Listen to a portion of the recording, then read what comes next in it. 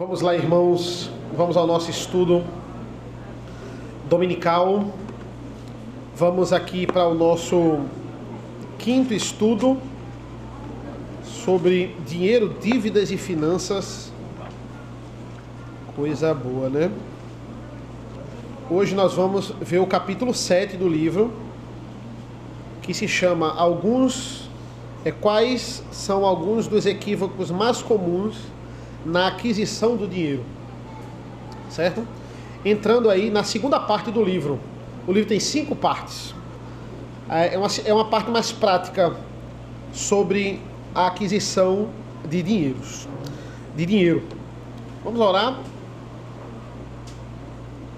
Senhor nosso Deus, nosso Pai, te agradecemos por esse momento, nos abençoa para que nós possamos aprender da tua palavra e do teu evangelho, em nome do teu filho amado Jesus.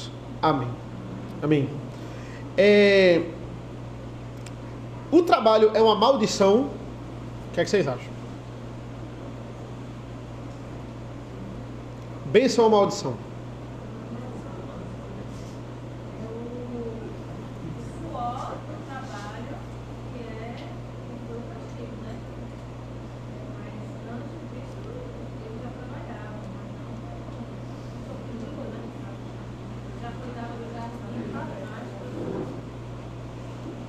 Certo. Se o pai trabalha, trabalho não pode ser uma maldição, porque ele não estaria fazendo uma coisa que é uma maldição, né? A Bíblia fala, Jesus fala, né? Eu e o meu pai, nós trabalhamos até hoje, né? Eu e o pai trabalhamos até hoje. Jesus trabalha até hoje fazendo a mediação das nossas orações. O Espírito Santo trabalha. Deus trabalhou na criação e trabalha até hoje também. Não tem como Deus fazer...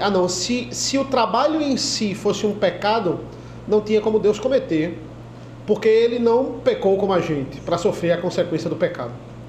Então, de forma nenhuma, a gente tem que entender que o trabalho não é uma maldição. Apesar do trabalho ser penoso, e aí como Raquel falou, né, ele é penoso, o suor desce quando a gente trabalha por causa do nosso pecado.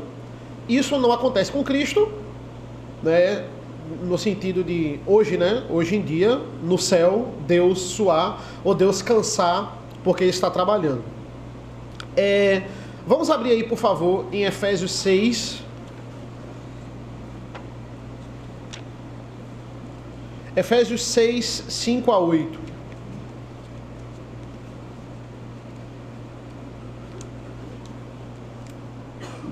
Quem achou, pode ler aí, por favor. Quando a vocês, obedeçam a seus senhores aqui na terra com temor e tremor, com sinceridade de coração, como a Cristo, não servindo apenas quando estão sendo vigiados, somente para agradar as pessoas, mas como servos de Cristo, fazendo de coração a vontade de Deus. Sirvam de boa vontade, como se estivessem trabalhando para o Senhor, e não para pessoas, sabendo que cada um, se fizer alguma coisa boa, receberá isso outra vez do Senhor, seja servo, seja livre. Então, olha que interessante. Para qualquer profissão na sua vida, você tem que arranjar uma forma de glorificar a Deus nela. Certo? Seja na sua submissão, seja na sua diligência. Toda profissão, não importa qual ela seja, desde que ela esteja dentro dos princípios bíblicos, você deve glorificar a Deus nela. Não tem como glorificar a Deus traficando drogas, né? Eu vou vender todas as drogas para a glória de Deus. Não existe isso. Você tem que buscar ali dentro do princípio da palavra de Deus. Mas a grande indagação do capítulo 7 do livro é o seguinte: existe meios legítimos de ganharmos dinheiro sem trabalho duro? E aí? Um dinheiro fácil, nós chamamos, né? Não precisa de trabalho duro. Você arranjou uma forma de ganhar muito dinheiro sem trabalhar. Tem como?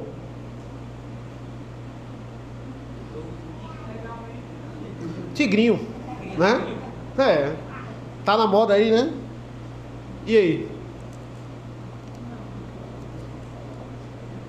o que a palavra de Deus vai sempre recomendar a gente é que a gente sempre mescle trabalho com inteligência, né? O trabalho no final da sua vida pode ser mais tranquilo e você ganhar muito dinheiro, mas para você começar aquilo, grande parte da sua vida você vai ter que trabalhar duro. Geralmente esse é o refrão, né? Ah não, pastor, mas se eu recebi uma herança, né? Eu nem trabalhei e já tenho isso aqui na minha conta de herança. Tudo bem, mas isso que você tem na sua conta foi o trabalho duro de alguém, né? Alguém trabalhou duro. E provavelmente se você não conseguir, não trabalhar para manter aquilo ali vai se perder e talvez você não sofra, mas as próximas gerações vão sofrer, certo? Eu falo isso porque assim, por exemplo, os filhos de Cristiano Ronaldo, de Messi, eles têm que ralar muito para perder o dinheiro que eles vão herdar, né? Realmente é muito dinheiro, tem gente que herda muita coisa, né? Tipo assim, eles não precisam, eles podem passar a vida toda sem trabalhar, que não vai acabar o dinheiro, né? Mas se ele não pensar em manter aquele dinheiro, fazer aquele dinheiro prosseguir, aquilo ali com o tempo vai se perder e alguma geração vai sofrer por causa disso. Trabalho e inteligência, é isso que a Bíblia ela recomenda, né? Por exemplo, alguém abre aí Eclesiastes 10:10, por favor.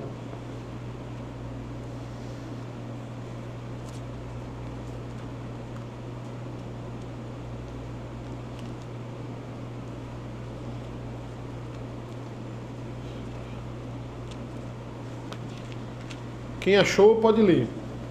Se o machado está embotado e ninguém o afia, é preciso redobrar a força, mas com sabedoria surpreende. O que é que Salomão está dizendo com esse versículo? Se o machado está embotado e ninguém o afia, é preciso redobrar a força, mas com sabedoria se obtém êxito.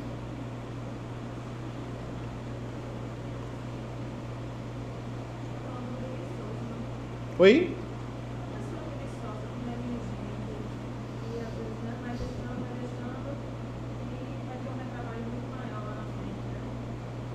Vai ter um trabalho maior na frente, né?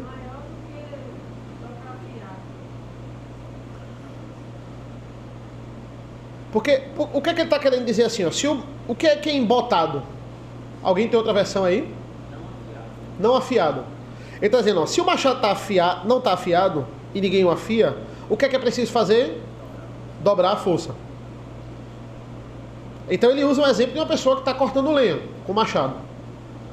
Aí diz, ó, o cara, ele não parou 10 minutos para afiar o machado. Ele vai passar o dia todinho se esforçando, o que talvez seria um esforço de 3, 4 dias, porque ele não parou 10 minutos para afiar o machado. Ou seja, ele trabalhou muito, mas ele não trabalhou com inteligência. Se ele perder 10 minutos para afiar o machado, não é perda de tempo, é um investimento, né?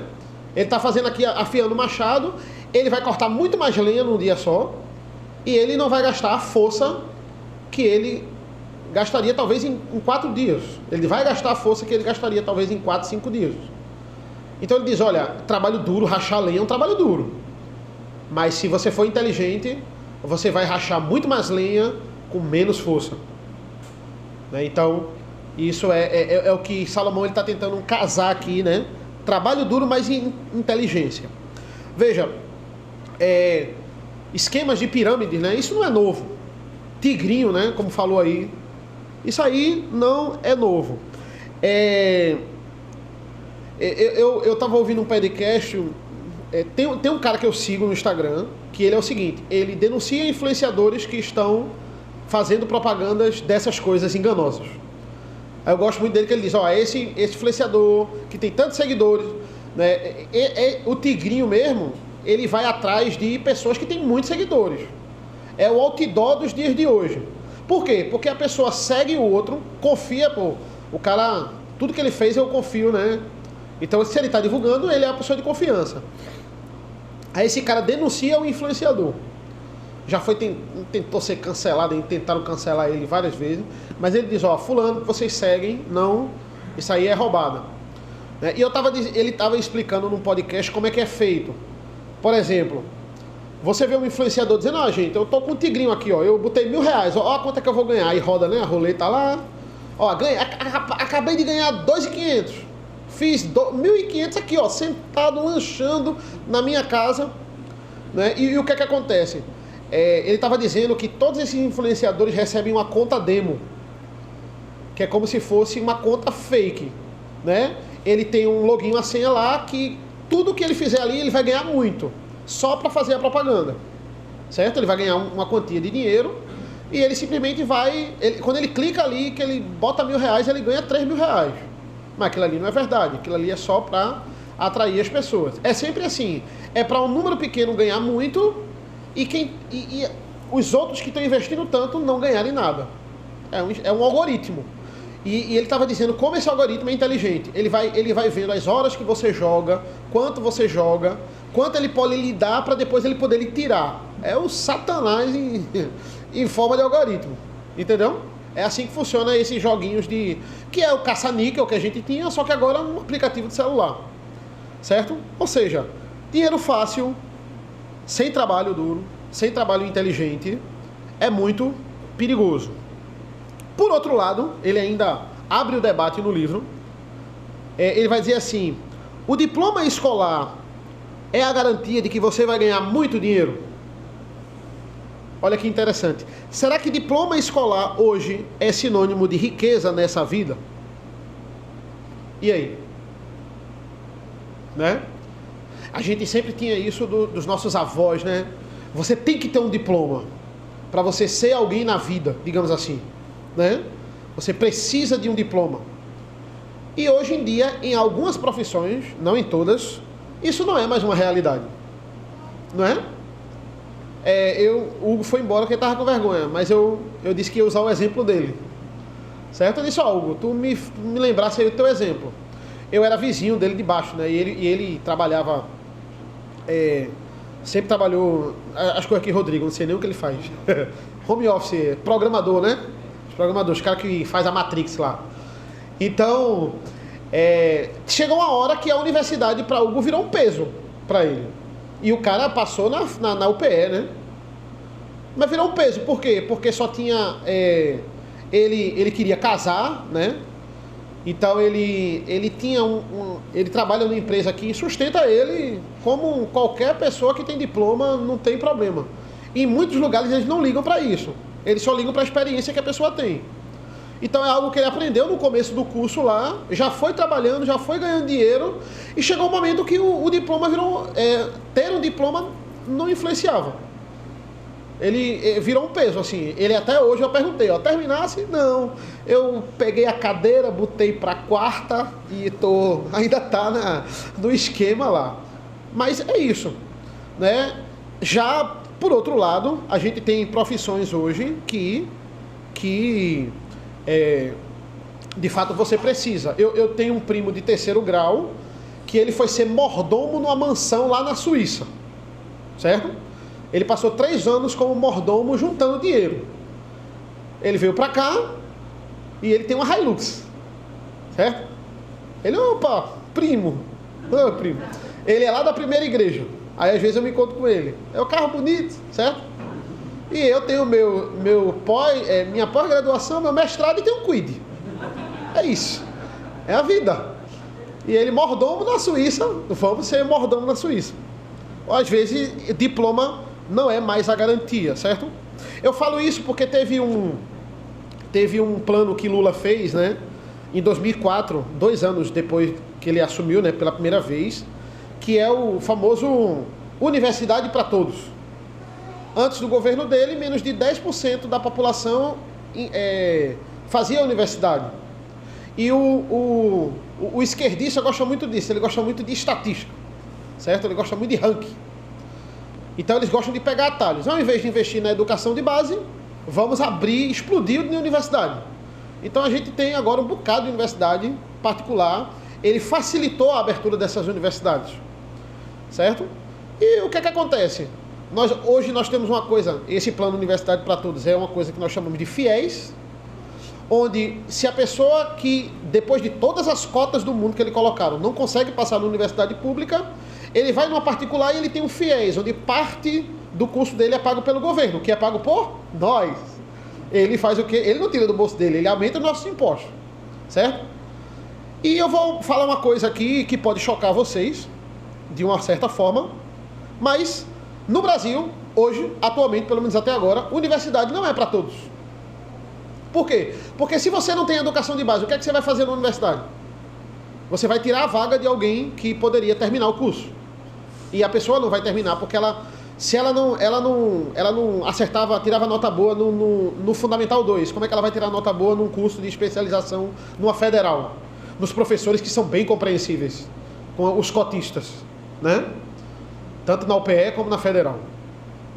Ou seja, só vão passar os melhores, só vão passar quem tem base. É simplesmente para você aumentar o ranking. Depois do governo Lula, mais de 60% das pessoas frequentam a universidade.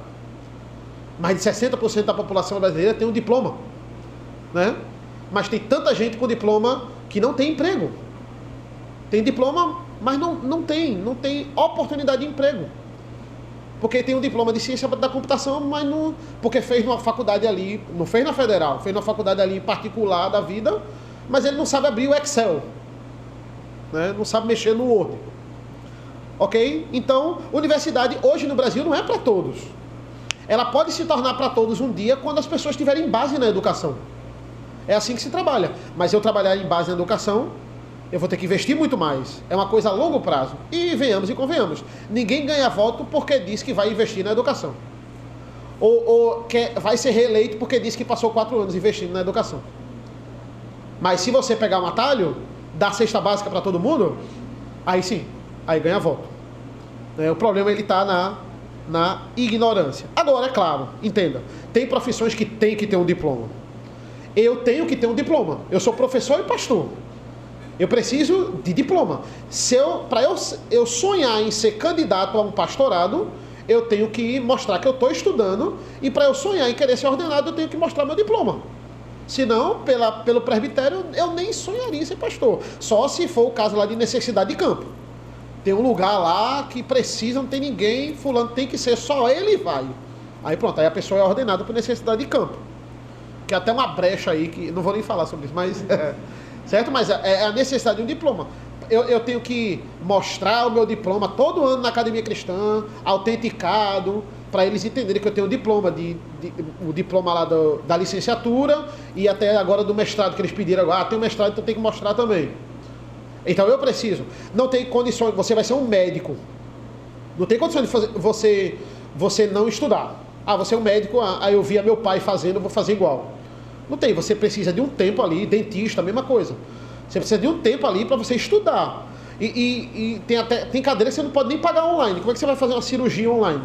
Né? Não tem condições. Né? Então, assim, tem lugares que não. Você precisa de um diploma, você precisa passar pela faculdade. Mas o Brasil, ele só investe em universidade de péssima qualidade. Essa é a realidade. Fica abrindo universidade a cada esquina. E esquece que você pode investir em cursos técnicos. Porque, veja, é muito jovem para pouquíssima universidade. Não tem como todo jovem adentrar na universidade. E de qualidade menos ainda. Por que você não investe em curso técnico? Você não investe para o jovem ser um futuro empreendedor? Em como o jovem pode empreender? Não faz isso. Certo? Então... isso até iria desafogar a universidade, né? Mas vou parar com isso que eu não quero me candidatar. Diga. Tem até uma pesquisa que os empresários estão procurando mais jovens com técnico do que em universidade, porque o técnico eles aprendem na prática. Sim. E as universidades é teoria. Sim. Exatamente. E aí o técnico, as empresas estão dando mais valor ao técnico do que o diploma propriamente dito. Eu tenho um amigo que ele teve que tirar do currículo, para ele conseguir um emprego, ele teve que tirar do currículo que ele tinha doutorado. Porque a empresa não queria alguém com doutorado, porque tinha que pagar um adicional.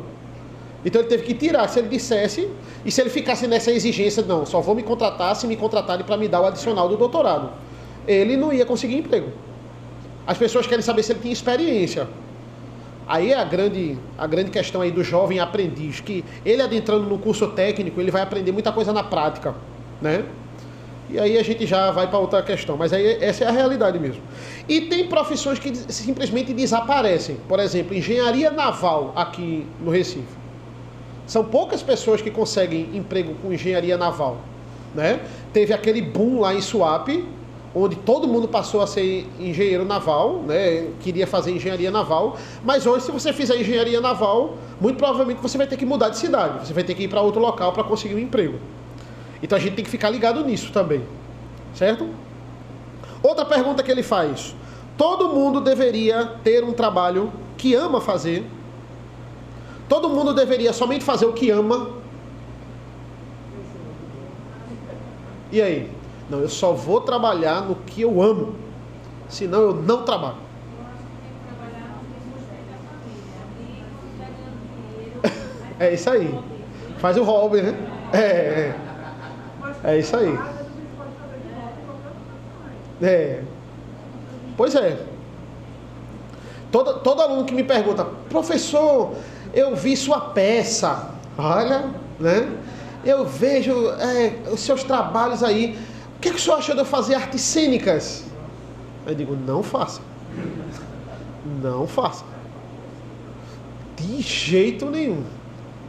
Certo? Vou parar de fazer peça agora por causa disso. Porque não tem como, né? Se você... Tem gente que tem essa sorte, né? Cadê Matheus? Foi embora, né? Todo mundo que eu falo tá indo embora. O que gosta de fazer dá muito dinheiro, né? Que bom. Tem outras pessoas que não têm essa sorte. Mas... Pode falar, Felipe. Eu acredito que o livro ele traz bastante isso daí.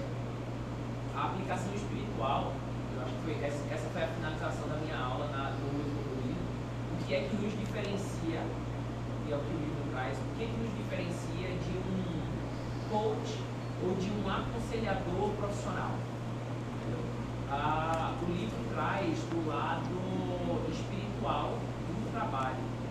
E o que eu enxergo que essa questão de universidades em excesso e tudo mais, eventualmente essa questão de educação seria solucionada pela tecnologia de alguma forma. Hoje em dia a gente pode aprender absolutamente qualquer coisa através da internet ou através de um curso de pequena duração presencial. O ponto é que o cristão ele precisa enxergar qual é a vocação e o chamado dele, né? Um dos problemas que eu vejo nas pessoas que eu tento contratar para as minhas empresas é um problema muito presente no jovem atual, que é um problema antigo. As pessoas querem enriquecer sem ter trabalho imediatamente. É por isso que pirâmides financeiras eram muito populares. Dinheiro fácil, né? É por isso que o jogo do tigrinho ele é tão popular. E é por isso que os coaches eles ficam extremamente populares falando: olha, siga essas 5 dicas que você vai ter infalível o seu sucesso. Essas 5 dicas, olha, 10 dicas para você alcançar aquilo que você sempre deseja. E realmente, quando você enxerga a sua vocação, poxa, eu não acredito, não sei se eu já falei a respeito disso daqui, eu não acredito que eu tenho o chamado para ser dentista. Eu acredito que eu poderia trabalhar em algo como marketing, algo como publicidade, algo como comunicação, sem problema nenhum. Eu tenho a vocação de me comunicar bem. Sim. Mas eu encontrei na odontologia uma forma de exercer essa vocação com uma alta performance. E isso daí me deu retorno. Então, você enxergar quais são os seus pontos fortes e saber manejar bem a vocação que Deus te deu, é isso que Paulo fala em Romanos, tá? Não queiram, não pense de si mais do que você é. Isso significa, cara, se você está tentando aquilo dali e não está dando certo, para e reavalia, porque talvez aquele não seja o seu chamado. E aí entra nisso que você acabou de falar. Será que eu tenho que amar o meu trabalho? Olha, aquilo que você faz, todos nós recebemos uma vocação, você fala. Todos nós. E se você trabalhar e desenvolver a vocação que Deus te deu, você vai ter um desempenho melhor do que outras pessoas que não têm aquela vocação. E a partir daí, você talvez seja mais bem remunerado por isso. Existem excelentes profissionais que são muito bem remunerados em absolutamente todas as áreas. Então você falar, não, minha área ganha bom dinheiro, eu acho. Isso aí. Pessoas introvertidas. A pessoa é muito introvertida. O que é que você quer fazer? Não, eu quero ser psicólogo. Pastor. Eu quero ser pastor. Ela tem uma dificuldade de se comunicar, de falar, ela tem medo das pessoas. Como é que ela vai ser pastor? Eu dizer, ó, cara, a tua área não é essa. Você precisa só se... É claro que o Espírito Santo pode ajudar ali, com o tempo ela mudar, mas ela precisa dessa mínima aptidão. Certo? Abram aí, por favor, em 2 Tessalonicenses 3, 7 a 8. Olha o próprio exemplo de Paulo sobre trabalhar no que não gosta. Certo? 2 Tessalonicenses 3, 7 a 8.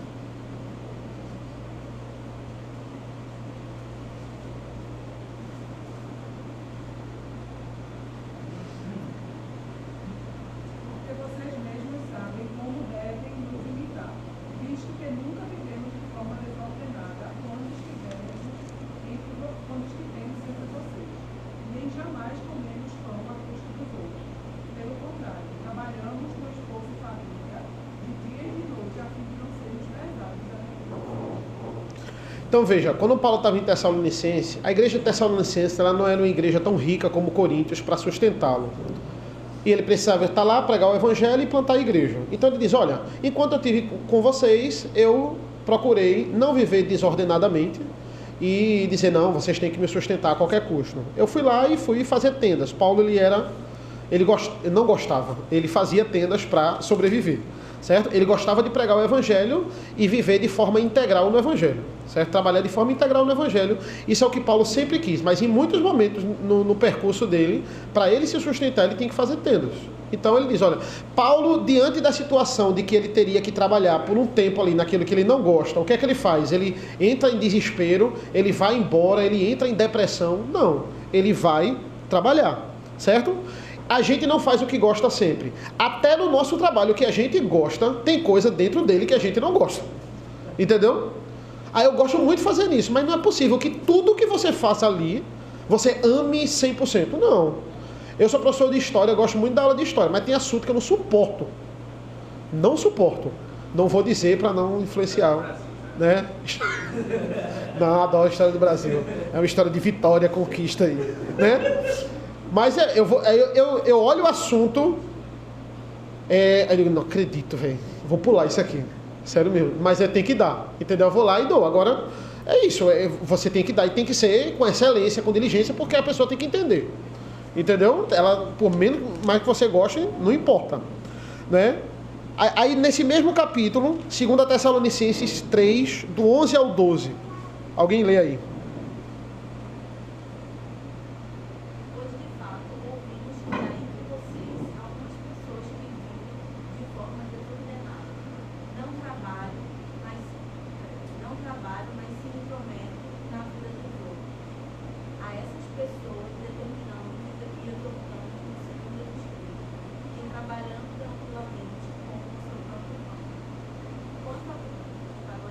Pronto, até o 12, né?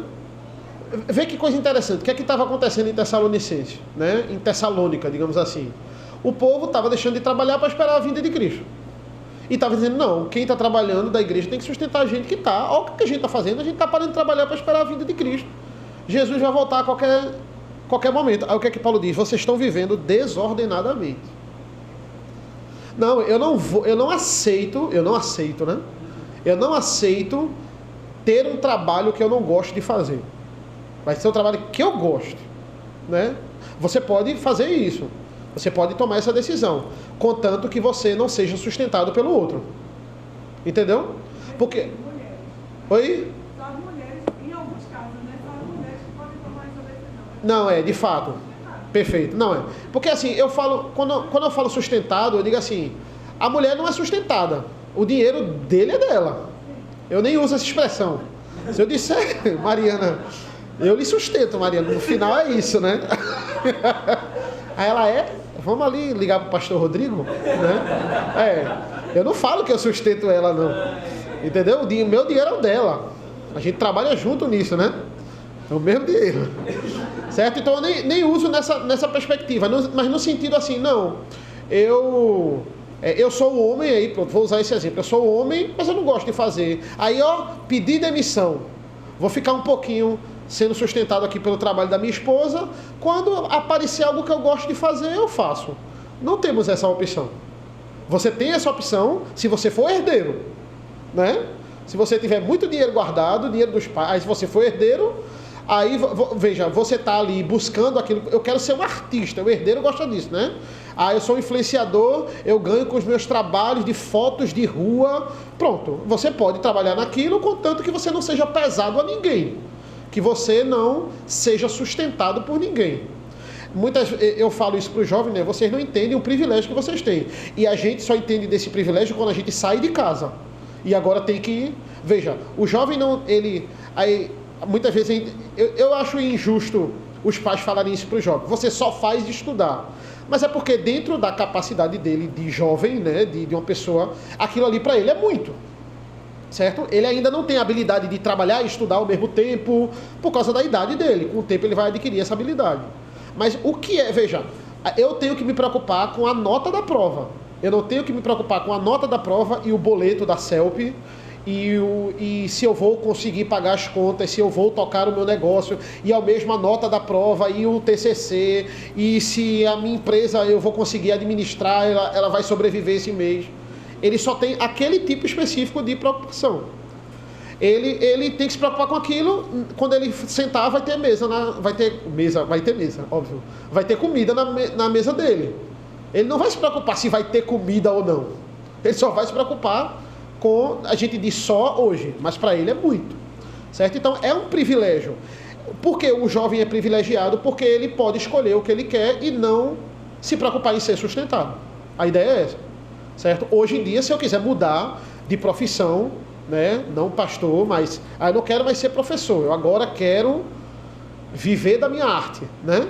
Eu tenho que pensar 2, 3, 4, 5 vezes, porque existe aquele salário é comprometido com essas despesas aqui, e eu tenho que me planejar muito para querer fazer aquilo. O jovem não. Não quero mais fazer isso, eu quero fazer isso. Pode. Eu pensei, eu vou fazer isso. Pode. Entende? Nós não podemos nos dar o luxo. A gente pode se dar o luxo se a gente se sustentar. A ideia é essa aqui. Outra coisa. É justo termos o mesmo salário independente da profissão? Será que esse é um padrão bíblico? E não estou, né, de forma nenhuma, viu? Página 72 do livro, se você quiser verificar aqui, ele começa a entrar nesse assunto, né? Porque o que é que nós entendemos que algumas pessoas acham que é a sociedade ideal? Nosso querido pai Karl Marx, né? Ele vai dizer o quê? Ele vai dizer que por que a gente não dá um salário igual para todo mundo? Por que a gente não pega o salário, todo mundo vai ganhar igual? Independente. Você é um dentista, é muito importante, mas a pessoa que é gari também é muito importante, né? Então por que todo mundo não tem o mesmo salário? Karl Marx vai dizer aí, e está no livro, né? De cada qual para a sua habilidade, de cada um de acordo com a sua necessidade. Certo? Que lindo. Muito bonito. O que é que move o socialismo? O que move o socialismo é a inveja. É a inveja do salário do seu patrão. Você ganha um valor e o seu patrão ganha muito mais, até fazendo até menos. Pelo que você acha que ele faz menos. Né? Ele carrega tanto menos peso, ele só fica mandando e ganha mais do que eu. Que injustiça. Por que ele não ganha pelo menos a mesma coisa que eu? Ou eu mereço ganhar mais do que ele? Porque eu carrego muito mais peso. Isso é justo? Aí ele vai dizer, o primeiro mandamento que esse pensamento você infringe é o 8º mandamento. Não furtarás. Por quê? Porque eu não posso tirar o direito que o outro tem, da propriedade que o outro tem. Eu não posso olhar o do outro e querer administrar o que é do outro, porque o que é do outro, não é meu. Eu não posso querer o que é do outro, aquilo não é meu. Abram aí, por favor, em Provérbios 10, 4.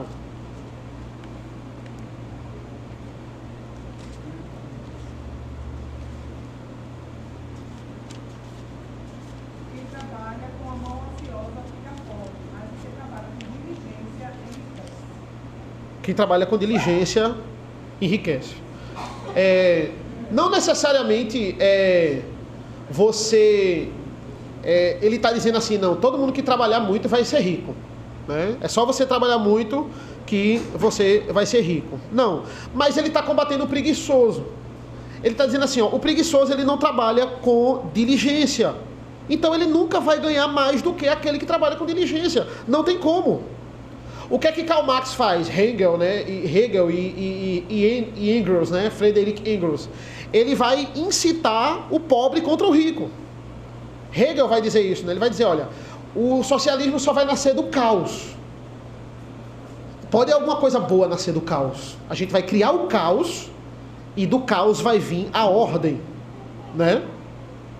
Aí tem um comentarista, o nome dele é J.C. Ryle. Ele vai dizer o seguinte, que enquanto existir natureza humana, jamais vai existir completa ordem. Não tem como, certo? Ele usa o exemplo do seguinte, se todo mundo ganhasse igual, não é?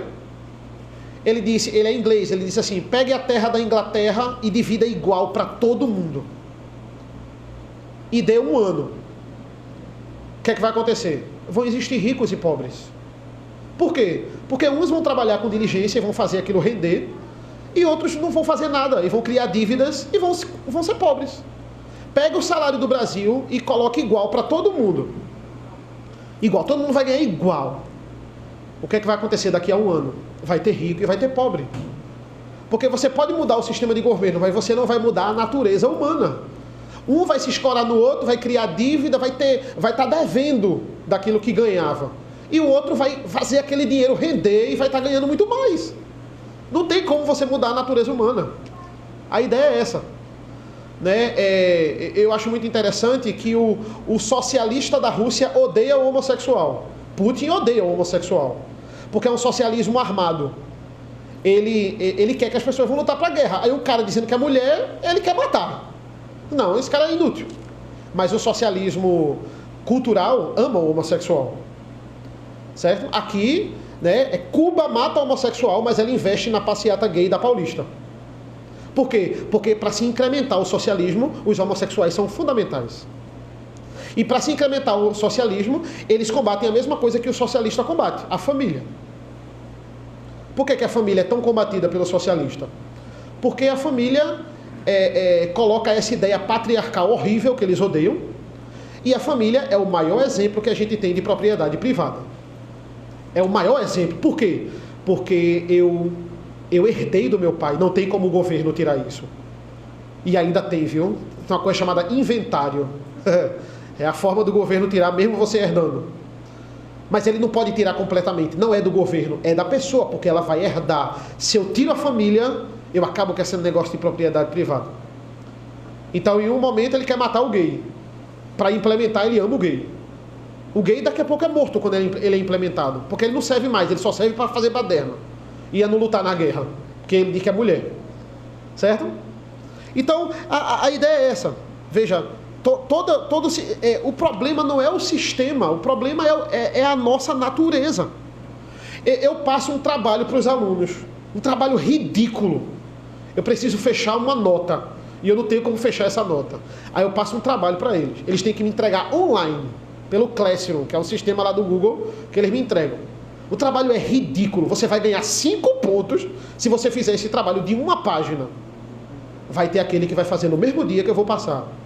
Vai ter aquele que não vai fazer. Que não vai fazer, que vai esquecer. Ele anotou na agenda, eu mandei, porque hoje em dia não só tem agenda para o aluno não. Na minha época tinha agenda para o aluno só. E o aluno que se vire. Agora tem que mandar uma agenda para os pais também. Aí a gente vai lá e manda agenda para os pais, para o aluno, e ele não faz. Mas tu ia ganhar 5 pontos. Mas eu esqueci, professor. Sempre vai ter o diligente e sempre vai ter o preguiçoso. Não é o sistema de governo que vai salvar isso. Não tem como. Por causa da natureza humana. Certo? Aí o pessoal diz, não, mas a Bíblia é comunista, pastor. Olha Atos, né? Olha Atos. E eles distribuíam seus bens a cada um, olha, conforme lhe apraz. Isso é comunismo. Aí a pessoa quer justificar o comunismo. Eles distribuíam segundo eles queriam distribuir. A terra era deles, eles davam a quem eles queriam dar. Não era imposto pela igreja, pelo governo eclesiástico, pelo governo. Não era imposto, era uma coisa que eles queriam. Era de coração. Né? A ideia é essa, né? 2 Coríntios 9. Paulo não obriga ninguém a ofertar na igreja. Ele dê com alegria, segundo tiver proposto no coração. Não segundo uma taxa que o governo vai estabelecer para você. Por que Ananias e Safira morreram? Né? Por que eles morreram? Porque eles enganaram o Espírito Santo. Eles disseram que iam dar tudo, aí eles só negaram. Mas não, vocês enganaram. A ideia é essa. Eles se comprometeram com uma coisa e eles voltaram atrás no ato, nem dizendo, ó, desisti, não vou dar não. Eles disseram, não, tá aqui tudo, mas não era tudo. Aí eles morreram. Mas não porque foi imposto para eles darem tudo, tem que dar tudo, senão vai morrer. Não. Não é assim que funciona. Exatamente. Se ele não quisesse dar nada, ele, não vai dar nada não, eu vou vender, é meu. Pronto, acabou. Tá certo. Não, eu vou dar tudo para a igreja. Não deram, morreram. Enganaram o Espírito Santo. É o que diz na palavra. Certo, gente? Então, é isso aí. Ele começa a entrar nesse assunto que é um tanto espinhoso, nessa parte mais prática aqui. Eu nem terminei o capítulo. Né? Ele ainda segue. Os meninos aí vão continuar, os meninos, no plural. Né? Se Deus quiser. Oremos. Né? Entrou aí no mês de Mateus, o menino Felipe, mas Mateus vai te ajudar.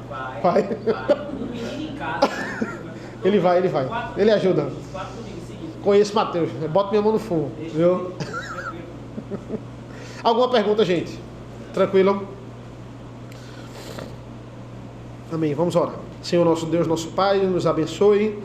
Que nós possamos aplicar essas verdades tão maravilhosas, tão importantes para a nossa vida. A Bíblia nos ensina sobre tudo. Existem princípios sobre tudo. Que bom que nós temos a iluminação do Espírito Santo para aplicarmos isso em nossas vidas. Nos abençoa como igreja, como corpo de Cristo. Nos dá uma tarde tranquila para a tua honra e glória. Em nome do teu Filho amado Jesus. Amém. Deus abençoe.